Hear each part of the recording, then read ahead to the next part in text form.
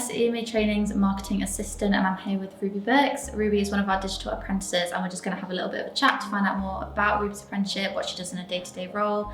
But yeah, so I hope you enjoy watching and learn a little bit more about apprenticeships. Thank you so much for sitting with me today. Please could you introduce yourself? Hi, so I'm Ruby. I'm the Digital Product Apprentice at Purpose Media, and I'm on the Level 3 Digital Support Technician Apprenticeship. I've been here since early February, March time last year, and yeah, I'm really enjoying it.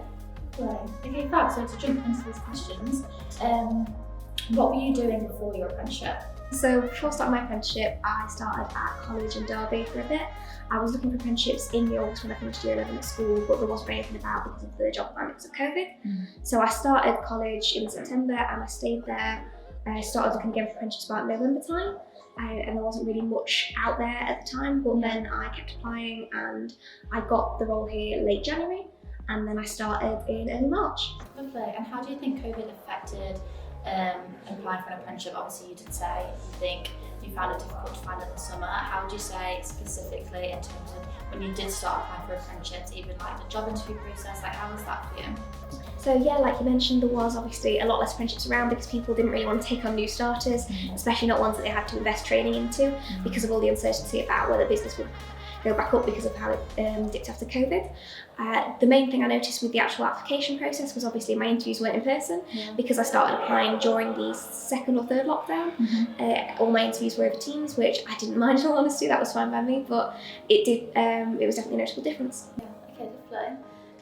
So you said that you knew that you wanted to do an apprenticeship when you left school and you only went to college because of COVID. So what made that decision for you?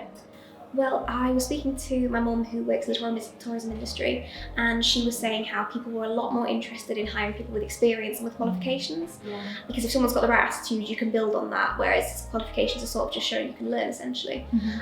So I thought I was better off getting an apprenticeship because not only would I get the qualification, I'd also then have 2 years experience behind me as well.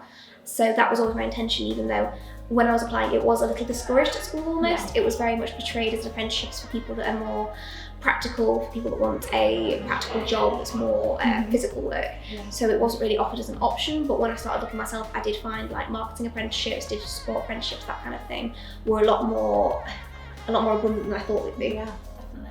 So if you could speak to a group of year 10s and year 11s who hadn't really been told much about apprenticeships or maybe have no idea, but they were kind of thinking about it, know that they didn't want to go to university or maybe college, what would you say to them? I would say definitely do it. Doing an apprenticeship has been the best decision I've ever made, not just for my career but for me personally. I find it a lot less stressful than college was. There's a lot more emphasis on improving your career, not just passing the exams.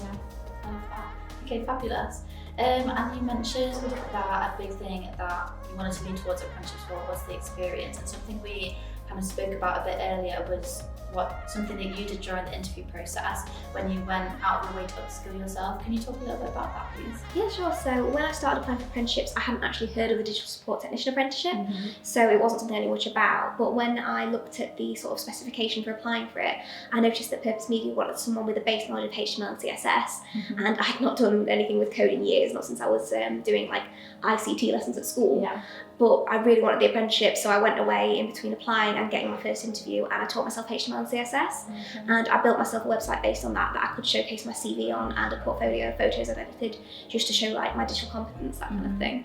And I know that was a big part in me getting my apprenticeship, was me showing that I would go out of my way for things that I wanted, and once I put my mind to something, I would do what I needed to do to get there. Yeah, amazing. That's a fantastic way to showcase skills, and I think also with yourself only being 17, the fact that you took that like you had the intuition to do that and you decided to do that is fantastic, and obviously paid off because now you're on it. So with being with Purpose Media, what would you say is your favourite part about coming in?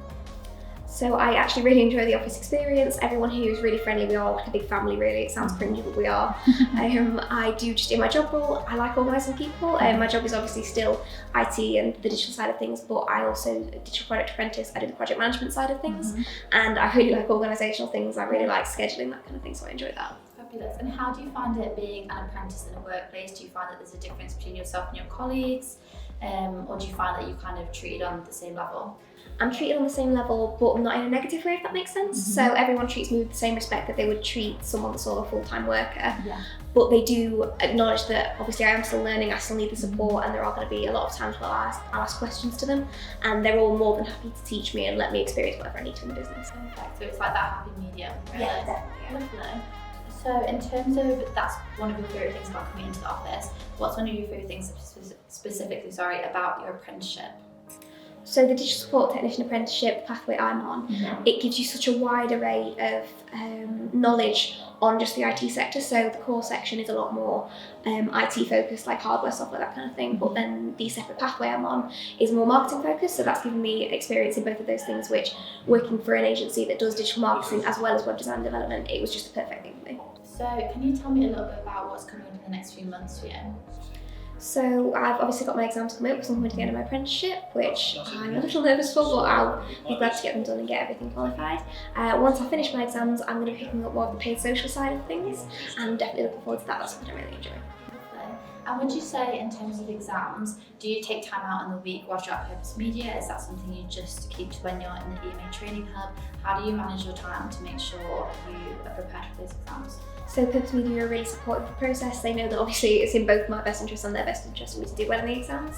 So if I ever need to take a day to work from home and just focus on the revision for the exams and get prepared for them, they're more than happy to let me do that. I bet that's so nice having that kind of support and feeling like you can go to them and be open and honest and say, I feel like I need this day, am I allowed to have it? And they'll be open in communication with you on that. Yeah, definitely. Lovely. Okay, fabulous. So in terms of either your job role or apprenticeship, what would you say do you find most challenging?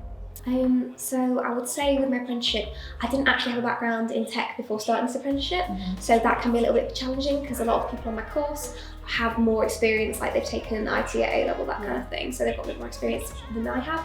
But I've been working with Admire on my course and he's been really supportive with making sure that he's not going too fast for me and making sure I can keep up. Lovely.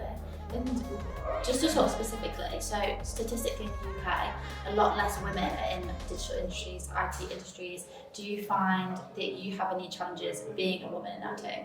I don't in my job role itself, but I know when I was applying for apprenticeships, a lot of people were more supportive of me looking into marketing apprenticeships than looking into IT apprenticeships. And I actually had a lot of sort of my male friends would almost discourage me from it because they said you don't want to work in IT, it's going to be a lot of guys, they're going to be very dismissive of you and they're not going to take you seriously, that kind of thing. I've been really lucky with Purpose Media despite there being a lot of, obviously it's a very male dominated field, so there is a lot more guys than there are girls in the office, but everyone's been really supportive and I've never been made to feel like I'm at a disadvantage because I'm a girl. Yeah, that's so good. That's so interesting though that your friends, their concern still, through their concern they wanted to almost hinder you going into the IT industry. Yeah, I had quite a few that said almost they thought I could do it, but they didn't think other people would think I could do it. Well, it's so great that you are on your digital apprenticeship. I think it's something that EMA have noticed. It's hard not to, that there are not a lot of women in the IT industry. So the fact that you've allowed us to come in, have a look into your daily life, have a chat with you, it's really fabulous. I hope that any apprentices watching this or young people watching this are encouraged to have a look at the digital industry, and it's not necessarily always what you think. And just to finish off, Ruby's got a piece of advice that she'd like to share with you guys. So I'd say to anyone that's looking at an apprenticeship or any young people that aren't sure what they want to do yet, it's not necessarily about the skills you've got, it's about your attitude. If you're willing to learn, you're willing to go away and get the skills you need and to upskill yourself, then that's the main thing. If you've got a good attitude, then you can get anywhere with an apprenticeship. If you would like any more information regarding a digital apprenticeship or anything else that you may cover, for example, accountancy, payroll, digital marketing, software development, please do get in contact with EMA Training. We do offer recruitment support as well, so if you are a bit stuck in terms of how to start applying, if you do feel like you lack some skills and you want some help to upskill yourself, our recruitment team will be more than happy to help you guys with that. Just give us a call, pop us an email, we'll have all the contact details down below, and do check out the description below for those details if you did miss them on the screen just now, and hope to see you again soon. Make sure to give us a big thumbs up and subscribe.